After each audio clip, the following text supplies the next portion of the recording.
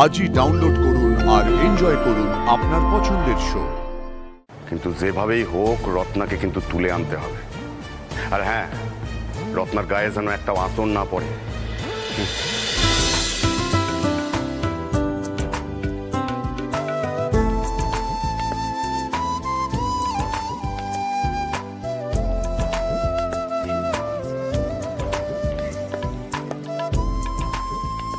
সুন্দর লাগছে তোকেও।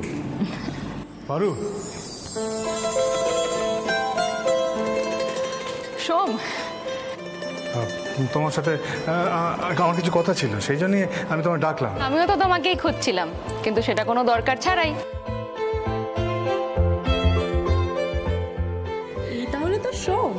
হাই সোম, আমি বর্ণালী। নমস্কার।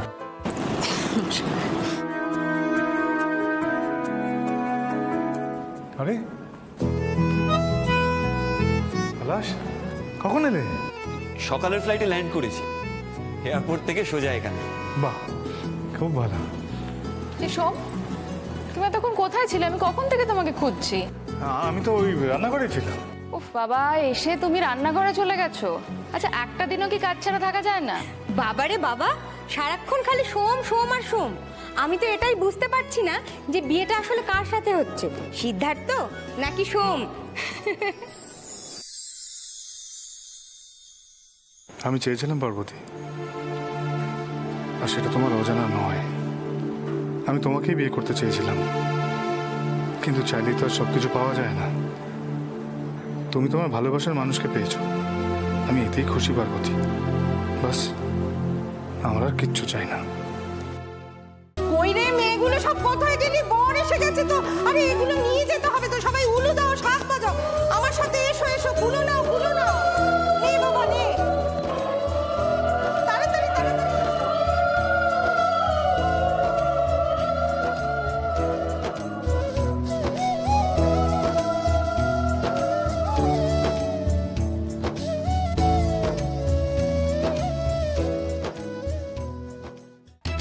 বরং তুমি যারাই করো, ওর কে হবে ঠিক করবো আমি।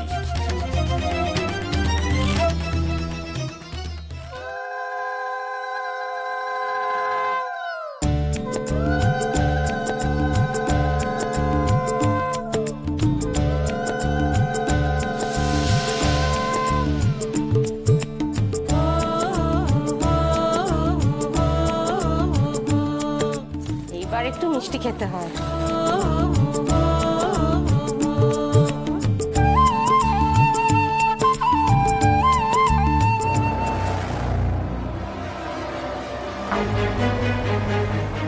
এসো এসো বাবা, এসো। আসুন আপনারা সবাই আসুন আসুন।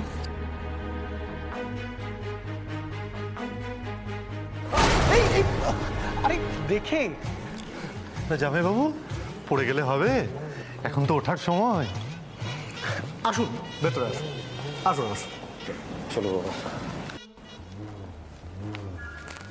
কি করছিসটা কি? হ্যাঁ, একটা কান্দ না ভাতালে তো হচ্ছে না। না, এই ছেলেটাকে দেখলে আমার মাথা গরম হয়ে যাচ্ছে। ঠান্ডা কর, ঠান্ডা কর মাথা। আর কিছুক্ষণের মাত্র অপেক্ষা। দেখ, অকারণে এই ছেলেটার উপর মাথা গরম করার কোনো কারণ নেই। আমাদের আসল জরুরি হচ্ছে পার্বতীর সঙ্গে তোর বিয়েটা, বুঝতে পারলি? আয় এদিকে। তুই এখনো চুপ করে থাকবি? আমি কি করব বলতো? কতবার তো বলেছি সিদ্ধার্থকে, কিন্তু ও তো বারবার আমাকে চুপই করিয়ে দিয়েছে। চুপ করাতে করাতে আজ অন্যজনের সাথে ঘর বাঁধতে যাচ্ছে। আজ তোর মুখ খোলার সময় এসেছে সোনালি, এর একটা ফয়সালা করতেই হবে। আমি কি করব বলতো? তুই তো জানিস ওকে আমি কতটা ভালোবাসি, আর ও যদি আমাকে ছেড়ে সুখী থাকে তাহলে থাক, আমি সেটাই মেনে নেব।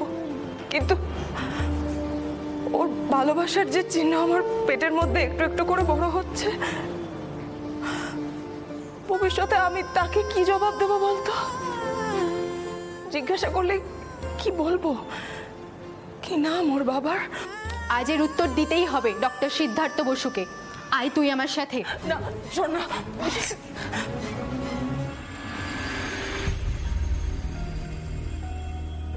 হ্যালো, হ্যাঁ শোন, যা বলছি কথাগুলো একটু মন দিয়ে শোন। বাড়ির সবাই এখানেই আছে, তার মানে বাড়িতে রত্না একা আছে, আর আছে ওই বুড়ো বাপটা। না না, ওই বুড়ো বাপটাকে নিয়ে কোনো চিন্তা নেই, ওকে একটা টোকা মারলেই ওটা পড়ে যাবে। কিন্তু যেভাবেই হোক রত্নাকে কিন্তু তুলে আনতে হবে। আর হ্যাঁ, রত্নার গায়ে যেন একটা আঁচড় না পড়ে। আজ আমাদের বিয়ে কি না? ও আবার কার বিয়ে? আমার বিয়ে রত্নার সঙ্গে? বলিস কি? বাবা, তুমিই তো বলেছিলে যে পার্বতীর সঙ্গে একই ছাদনাতলাতে আমার আর রত্নার বিয়ে হবে। তুমি ভুলে গেছো বাবা, কিন্তু আমি ভুলিনি। যেমনটা ভুলিনি সেদিনের অপমানের কথা, আজ আমি সব শোধ তুলবো বাবা। বাড়িতে রত্না একা আছে, ওকে যে করেই হোক ওখান থেকে তুলে এনে একটু ভয় দেখিয়ে এই ছাদনাতলাতে বসাতে হবে। তলে তলে এত ফোন দিয়ে এটেছিস, আমার পর্যন্ত জানাসনি। বাবা, তুমি তো বলো যে ডান হাতের কথা যেন বাঁ হাতেও জানতে না পারে, আর শুভ কাজ বলে কথা। ছেলে আমার বড় হয়ে গেছে, আমার কথা ফিরে আমারই বলে।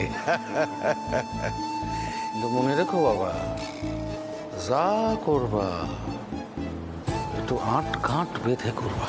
সে ঠিক আছে, বলছি রত্নার ব্যাপারটা আমি দেখছি, তুমি শুধু দেখো যে সোম যেন ওদিকের কথা জানতে না পারে, ঠিক আছে? তুই যা ওদিকে যা, রত্নারে দেখ, আমি দেখছি, সোমরে দেখছি, যা।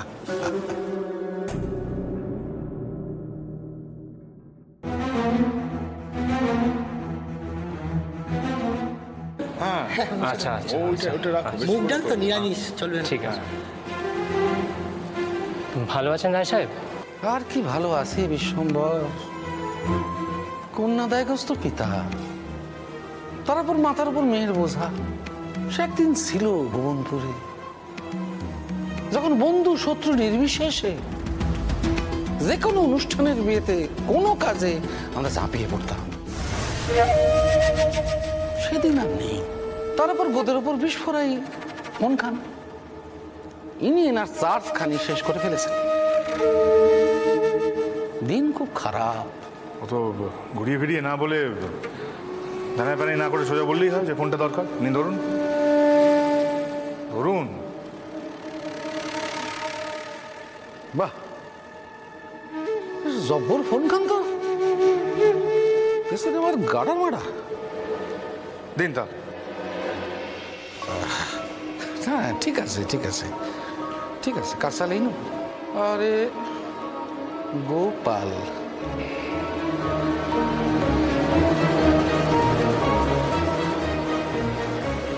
ওরে গোপাল, কি বললাম তোরে? 500 খান রসগোল্লা দে, পাঠাই দে তাড়াতাড়ি।